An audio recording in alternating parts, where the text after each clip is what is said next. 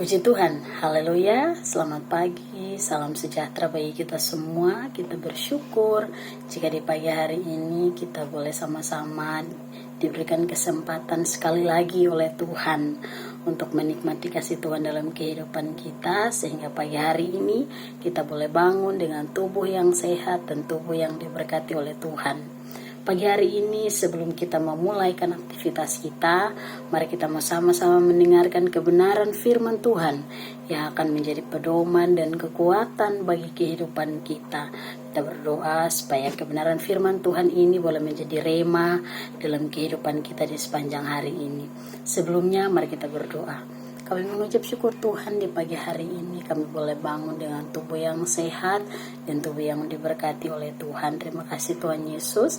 Sebelum kami memulaikan aktivitas kami di sepanjang hari ini, kami mau belajar untuk duduk diam dan mendengarkan kebenaran firman Tuhan yang akan menjadi nasihat, yang akan menjadi teguran, yang akan menjadi pedoman, bahkan yang menjadi rema dalam kehidupan kami di sepanjang hari ini Bapa. Terima kasih Tuhan Yesus, kami akan mendengarkan firman-Mu. Dalam nama Tuhan Yesus Kristus kami berdoa, haleluya, amin. Puji Tuhan.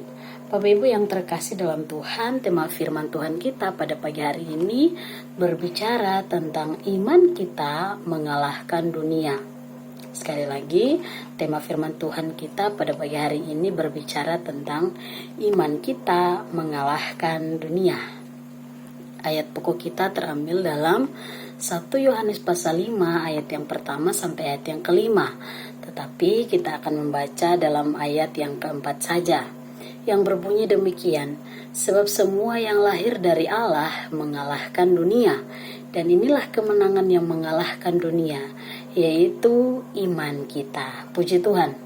Bapak Ibu yang terkasih dalam Tuhan, berbicara tentang mengalahkan berarti ada pertempuran, ada usaha yang dilakukan untuk bisa menang. Rasul Yohanes menuliskan bahwa musuh kita adalah dunia, dalam arti keinginan-keinginan yang tidak sesuai dengan kehendak Tuhan, keinginan-keinginan yang cenderung jahat di mata Tuhan. Kemenangan ini diraih melalui iman kita kepada Yesus. Kelahiran baru dari Allah memberikan kuasa ilahi dan ketaatan kepada perintah-perintah Tuhan. Bukan dengan kekuatan manusiawi untuk kita memperoleh kehidupan yang kekal dan damai sejahtera itu. Apa artinya mengalahkan dunia? Yang pertama, kita mampu mengatasi keinginan dunia, kita tidak tunduk kepada keinginan jahat, keegoisan, dan segala sesuatu yang bertentangan dengan kehendaknya Tuhan. Yang kedua, kita mampu menolak pengaruh iblis.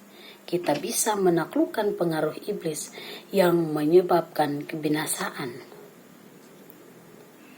Untuk menang dari keinginan-keinginan yang cenderung jahat ini, kita akan belajar dua hal melalui ayat-ayat firman Tuhan pada pagi hari ini. Yaitu yang pertama, setiap orang percaya harus menyadari bahwa yang lahir dari Allah harus mengasihi Allah dan juga sesama orang percaya. Terdapat dalam 1 Yohanes pasal 5 ayat yang pertama. Setiap orang yang percaya bahwa Yesus adalah Kristus, lahir dari Allah, dan setiap orang yang mengasihi Dia yang melahirkan, mengasihi juga Dia yang lahir daripadanya. Lahir dari Allah bukan hanya soal identitas, tetapi sebuah pengalaman baru yang mau mengubah diri kita secara fundamental. Nah, apa itu fundamental? Yang berarti sesuatu yang bersifat dasar atau pokok atau mendasar, berfungsi sebagai landasan atau fondasi dari suatu sistem, konsep atau proses. Yang berarti kasih adalah fondasi dalam setiap kehidupan kita. Sehingga kasih ilahi menjadi bagian dari kita yang mendorong kita untuk mengasihi Allah secara aktif melalui ketaatan dan mengasihi sesama yang nyata dalam perbuatan kita. Karena kedua aspek kasih ini tidak dapat dipisahkan dan merupakan bukti dari kelahiran baru dan kehadiran Allah dalam hidup kita. Nah, dalam 1 Yohanes pasal 4 ayat yang ketujuh berbicara tentang barang siapa mengasihi, ia lahir dari Allah dan mengenal Allah. Dan 1 Yohanes pasal 5 ayat yang pertama juga, setiap orang yang percaya bahwa Yesus adalah Kristus lahir dari Allah. Menunjukkan bahwa kelahiran baru adalah anugerah Allah yang mengubah kita menjadi anak-anak Allah. Dalam kelahiran baru, kasih ilahi menjadi bagian dari kodrat kehidupan kita. Seperti matahari yang memberi terang karena ia adalah terang. Nah, demikian dengan kasih Allah dalam diri kita juga akan memancar keluar.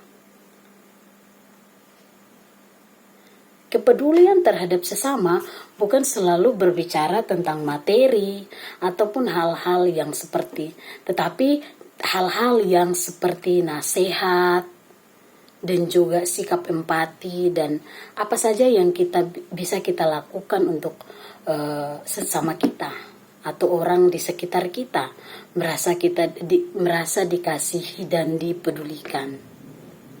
Pastikan kehidupan kita menjadi berkat dimanapun kita berada. Pelajaran yang kedua, yaitu setiap orang percaya harus sadar bahwa dirinya lahir dari Allah dan mampu mengalahkan dunia. Ayat pokok kita tadi, pertama Yohanes pasal yang kelima ayat yang keempat ini, sebab semua yang lahir dari Allah mengalahkan dunia. Inilah kemenangan yang mengalahkan dunia, yaitu apa Bapak Ibu? Iman kita. Artinya kita memiliki kuasa untuk mengalahkan dunia. Jadi tidak ada alasan untuk kita dikalahkan oleh dunia ini. Amin. Yang berarti bahwa setiap orang percaya telah mengalami kelahiran rohani yang memampukan mereka untuk memiliki hubungan baru dengan Tuhan dan memiliki benih atau sifat ilahi di dalam diri mereka. Kesadaran ini membawa implikasi pada hidup yang kudus, tidak lagi dikuasai oleh dosa, dan memiliki hati yang ingin menyenangkan Allah, serta hidup sebagai warga surgawi dan bukan duniawi. Orang percaya adalah orang yang lahir dari Allah. Jadi, sudah seharusnya kita mengasihi sesama, kita mengasihi Allah dan juga mengasihi sesama kita. Jadi, jangan menjadi orang yang egois, yang hanya peduli terhadap diri kita sendiri.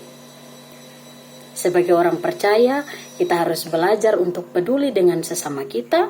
Kita harus bisa menang dalam peperangan iman, yaitu perang melawan keinginan diri sendiri. Amin.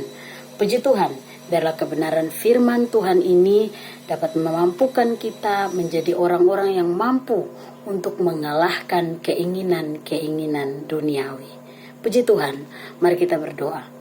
Kami mengucap syukur Tuhan, kami sudah selesai mendengarkan kebenaran firman Tuhan. Biarlah kami boleh mengasihi Engkau dan kami boleh mengasihi sesama kami. Kami boleh menjadi dampak yang positif bagi dunia ini. Kami boleh dimampukan oleh Tuhan untuk menjadi orang-orang yang dapat mengalahkan keinginan-keinginan duniawi.